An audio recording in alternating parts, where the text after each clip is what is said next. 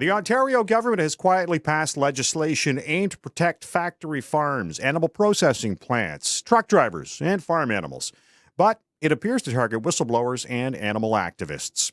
Hello and welcome to the Unpublished Cafe. I'm Ed Hand. It's called Bill 156, Security from Trespass and Protecting Food Safety Act. According to the agriculture industry, farmers face uncertainty when it comes to dealing with animal protesters or whistleblowers. Many recall the situation a few years back with activist Anita Krajnc. She was arrested for giving water to pigs on a truck headed to a slaughterhouse. It garnered a lot of attention, and eventually she was acquitted of mischief. Alberta has now passed similar legislation, and several U.S. states have it as well. Although in some, it has been found to violate constitutional rights, and in some states has been struck down. Today on the Unpublished Cafe, we'll take a look at Bill 156 and whether it was necessary or heavy-handed toward whistleblowers and animal rights supporters. Keith Currie is the president of the Ontario Federation of Agriculture, and he joins us now. And Keith, I imagine the association's happy with the legislation. How will this improve the working conditions for employees? So, Ed, we've been asking the government for a number of years, the governments for a number of years, to put some teeth in the Trespassing Act. And I think we need to make one thing clear here. And this is not an anti-activist bill. This is a Trespass and Food Security Act that's been passed. And, you know, we are dealing constantly with people who invade our personal private property, our farms. Activists in particular come into our properties, in particular animal activists, anti-animal activists, who break into our buildings. They take our livestock. You just described the famous pig trial. Yeah. For a trucker who's got a load of pigs going into a processing facility, sees a woman with a bottle of something in her hand, has no idea what it is. It turned out to be water, but it could have been anything. Who knows what it was? It could have been something that could have been poisoning the animals before going into our food supply system. So we were looking for the government to step up and protect our properties, because these are not only our places of business, but these are our places of residence too. And it's where we raise our family. It's where we have employees there. And as I mentioned, they break into buildings, they scare our animals, they break all the biosecurity protocols that we have in place. And when you look at a little over a couple of years ago, the majority of the swine herd in China was wiped out by African swine fever, a very contagious, highly easily spreadable disease. People don't think about these kinds of things. Avian influenza. We're going through a pandemic right now where a virus is spread rapidly. These are what we're trying to protect with these biosecurity zones that we have, is for protecting the animals. And in fact, when these activists go into our buildings and they actually terrorize the animals, they scare the animals because they're not used to seeing them. They go in the dark. The animals are frightened, and it's invading our privacy. Along with this, we're also trying to protect those the animal protection zones, like around livestock trucks who are trying to go into processing plants, like people that are showing animals at fairs and exhibitions. We know of a carriage business that has just been really terrorized for the last couple of years by activists, trying to halt them doing their business because they're using horses and carriages providing a service. So it's these kinds of things that we're trying to stop. And along with trespassing in property in general, people run ATVs and snowmobiles and motorbikes and even motorized vehicles through our fields and on our properties and destroying our crops. And really the previous trespassing legislation really didn't have enough teeth in it to warrant the police taking action. So we're very happy to see that the government's stepping up and putting some teeth in some legislation now. All right. Now, what from your perspective, what do you think is the difference between the Trespass Act and 156, and why will this be better for Ontario farmers? It's very clearly defined what the trespassing is, and essentially it's you need consent. And the consent part was key because a lot of our farm properties, we do have people that we allow to come in and fish on our land if we have rivers going through, or they hunt on our land, or even to have a snowmobile trail or an ATV trail that's sanctioned by the various groups in Ontario. The farmer can allow that to happen, but they have to have permission, and it's about the permission to enter. So, you can imagine, Ed, you and your significant other are going out for dinner and you hire the neighbor's neighbor's kid to come and babysit. And when you're gone for supper, I come into your house and I really scare the kids. I scare the babysitter. I terrorize the house. I trash it. And then I take pictures of the kids when they're frightened. And I post stuff online saying, what a bad parent you are. That's really an unfair snippet, but this is what we're having to deal with activists on a daily basis almost. So we're trying to just get people to respect our personal space. The harassment and the bullying that happens online and even in activities that activists do is really, I don't understand it, because if you do that kind of activity in the workplace, there's labor laws against it. There's harassment and bullying charges that can come up against you. And, the activists will tell you this is an ag bill, and it's not an ag bill. There was a previous bill passed last year, the Animal Welfare Act, 136. which has 136, which allows people to call in. And the reason why we want people to call authorities, because the people that are trained in animal husbandry understand it. These activists, they don't come from a farm. They don't have anything to do with it. Really what their goal is. They want to stop animal agriculture because the bulk of them are vegans or vegetarians. And I respect their right to choose what they eat, and I even respect their right to protest. If they're at the end of my laneway, I'm not going to like it, but it's okay. They're at the end of my laneway. They're not coming into my personal space. So it's really about respecting people's personal property and personal space. And if there are egregious things going on by some of our membership, we want you to call them in. We want people to report bad actors that are out there. There's no room for them out there, but activists will lead you to believe that everybody that owns an animal is a bad keeper of animals. Keith Currie joining us on the Unpublished Cafe. He's the president of the Ontario Federation of Agriculture, as we're discussing Bill 156, the Security from Trespass and Protecting Food Safety Act. And you say 156 has more teeth now than the Trespass Act. What I want to know is, in previous times with the Trespass Act, were farmers not getting response from police because, the Trespass Act doesn't seem to be quite so strong? That's part of the issue, Ed. Certainly, police are understaffed, underfunded, and have a lot on their to-do list on a daily basis. And some of it, especially in rural areas, it may not be a priority. But certainly, working with the Solicitor General's ministry, we're working on having the communications with our rural police in particular, but not just rural, because as I say, this also pertains to zones around processing plants. But talking to the authorities to make them understand the relevance and the importance of the need for protection here. And so, we are asking our members, if there's an issue, call the police and the police will respond. I mean, they're going to try and assess the situation, whether it's an urgent need to respond or not. But if you've got people in your barn that are, really harassing your animals, and that's a pretty urgent need. So we're working through that process with the authorities to make sure that there's an understanding of how this is all going to work. And but certainly the prospect of much stiffer fines too, I think is certainly something we were looking for to use as a deterrent. So with this new legislation, how does this improve the working conditions on these farms? Well, I'm not sure what you mean by working conditions, Ed. If you're referring to, the accusations that activists make that we don't treat our animals well, those are really unfounded. Most of the time when you look at pictures that they post online, it's typically because they've scared the animals. They take pictures. I know we had a poultry facility early in this year was broke into at 5:30 in the morning. People went in with flashlights on helmets.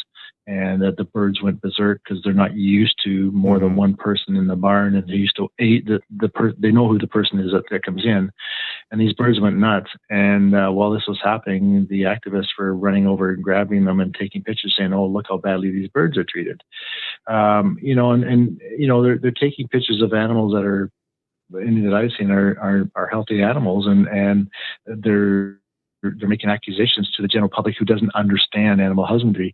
We have rules in place that are set by the National Farm Animal Council, and this council is made up not only of animal or farmed animal commodity organizations, but we have folks like A&W and McDonald's sitting around there. Humane Canada is sitting around the table. World Wildlife Federation is around the table. So there's a whole broad spectrum of society that actually sits around that table that sets the codes of practice for animal husbandry. And then on top of that, the commodity organizations also have their protocols as well, and quite often are much stricter than the national codes of practice, and they're strictly enforced by these commodities. So, there's no wiggle room for bad behavior. And as I mentioned, if you see somebody that's acting the way they shouldn't be with respect to animal husbandry, then please call it in. We're just as concerned as everyone else is. But to say that everybody is doing that is just simply unfair. No, I would agree with that. It would be too. It's like painting every police officer with the same brush too. You just can't do that. But in terms of the lack of whistleblower protection, I wonder if somebody gets employed under false pretenses, then obviously they would be in violation of this rule. But if somebody is working in that farm and then sees unsafe conditions, goes to report it, well, can they just not be called or not be said to be, well, were hired under false pretenses and they're done? Absolutely not. There are labor laws that protect you. And those labor laws still exist. They still apply to this situation. Oh, do they? Certainly, yep. So there's all the rules on whistleblowing are still in place. There are, as I mentioned, the Pause Act is in place. There's a call line for to call in authorities. If you're working in a processing plant, there are still the labor laws in place to protect you as a worker for reporting wrongdoing within that facility. And we want people to do that if they willingly see, or if they see things that are happening that shouldn't be, and we want them to report them. This is not stopping that at all, and this is what's being. This is kind of confusing for the general public who's listening to this, because they don't understand that these rules are still in place and you still are protected as a worker. Are you concerned this 156 may end up in court? Well, this is something certainly we spent last year talking with the government about what we'd like to see within a bill, at least from a conceptual standpoint. And certainly part of our conversation was, it's got to be strong enough that it's not going to get beat in court. And they have assured us that they put it to the test through various legal streams, and they expect a court challenge. These activist groups are very well funded, and so they do expect a court challenge, but they expect to be successful in that court challenge. It didn't seem there was a lot of public consultation on this. I could only find 2 days of consultation in London and Peterborough. Yeah, and part of the problem, we had COVID-19 throw a wrench into things as well with respect to committee hearings, but the consultations didn't, I think it was right at the beginning of when COVID was happening, and they had planned on doing 4 or 5 right across the province. But this is something that's been in the works for quite some time, and groups have been writing to the respective elected officials and ministries on this. So it's not that people don't have a chance to voice their opinion on this. You can always contact your MPP or the Minister of Agriculture on this at any time with voicing your opinion one way or the other on it. So the opportunity to communicate, your thoughts on the bill was still there. Keith, I want to thank you for joining us. Yeah, sure thing, Ed. I appreciate the time, and thanks for the opportunity to explain our side of the story. Keith Currie is the president of the Ontario Federation of Agriculture. Needless to say, animal rights activists feel they are in the crosshairs of this legislation. Stiff fines up to $25,000 could be handed out on conviction. Liz White's a director with the Animal Alliance of Canada, and she joins us now. And Liz, will Bill 156 improve the working conditions for employees and the living conditions for the animals? No, I think the bill is designed to make sure that people who actually get jobs to find out what's going on in plants, or investigative reporters who want to document if there's been complaints, to prevent those people from finding out what actually goes on farms. It was interesting when I was at the committee, a group called Last Chance for Animals had done an undercover investigation on a goat dairy farm and asked to show the condition of the animals to the committee so that there'd be some discussion, and they refused to see it. Do you feel it's heavy-handed, this Bill 156, when the Trespass Act is available? I think it's extremely heavy-handed.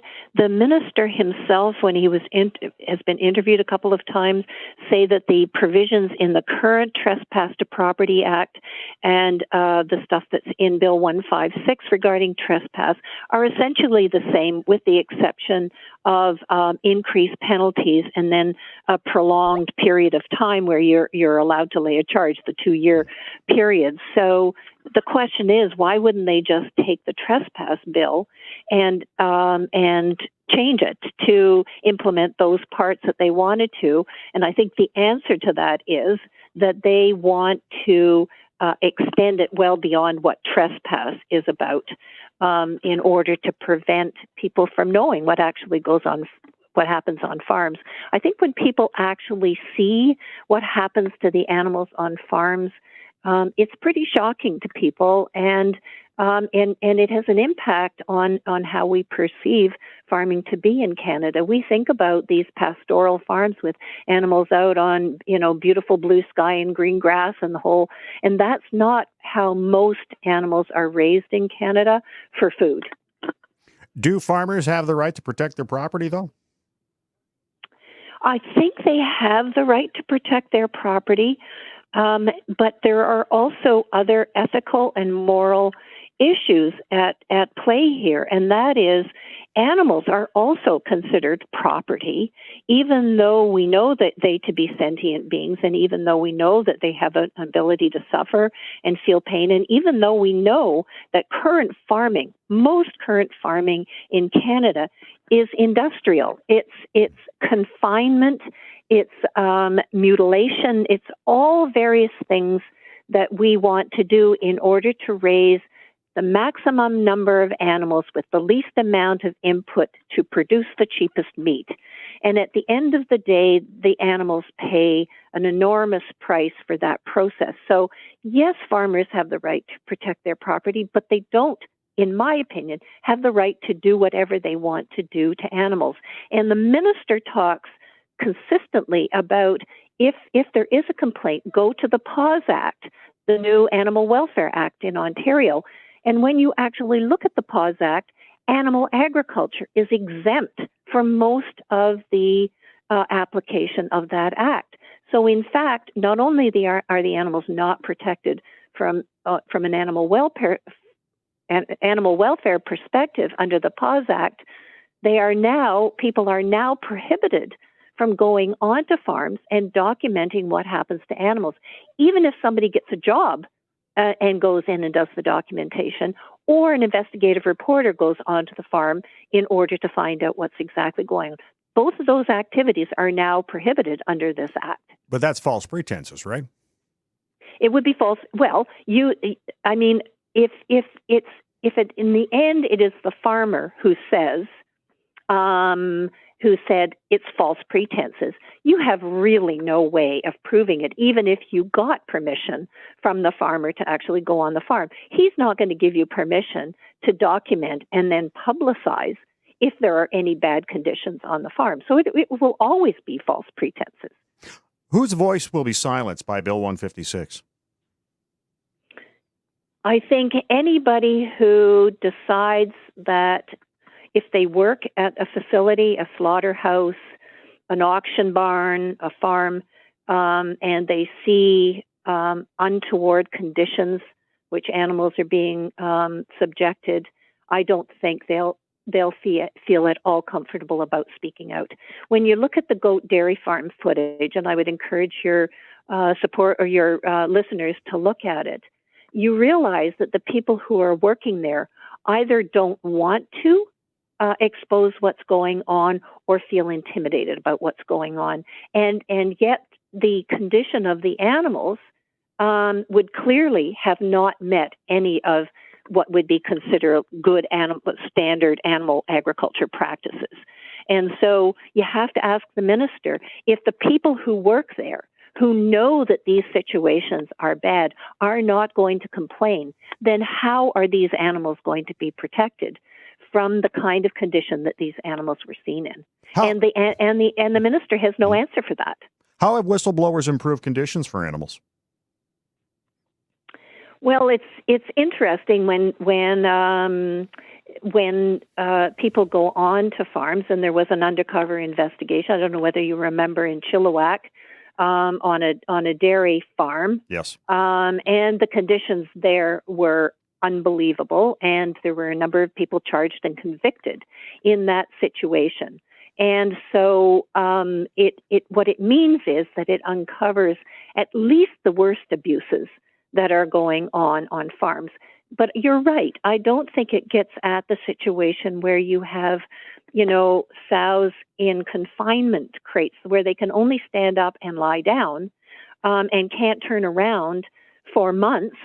None of that is addressed. And Bill 156 protects the farmer from actually seeing what those pigs go through and what they look like. And so I think you're right. Not all the whistleblowers often uncover the most egregious situations, but not the sort of ongoing industrial animal agriculture ways in which we treat animals in those circumstances. Does 156 violate the charter? I think it does. I think it does. I think it puts all kinds of barriers in the way of say, an investigative journalist to do undercover investigations. I think it absolutely, and in fact, we're looking at, I think, along with a number of other groups, at a charter challenge. Liz, I want to thank you for joining us. Thank you. Liz White's the director with the Animal Alliance of Canada. And this leads to our unpublished.vote question. Do you feel Bill 156, Security from Trespass and Protecting Food Safety Act, violates the Charter of Rights and Freedoms? Yes, no, or unsure? You can log on and vote right now at unpublished.vote and make your voice heard. I want to thank Keith Currie, president of the Ontario Federation of Agriculture, for joining us, as well as Liz White, a director with the Animal Alliance of Canada. And I want to thank you for listening to the Unpublished Cafe. Stay safe. I'm Ed Hand.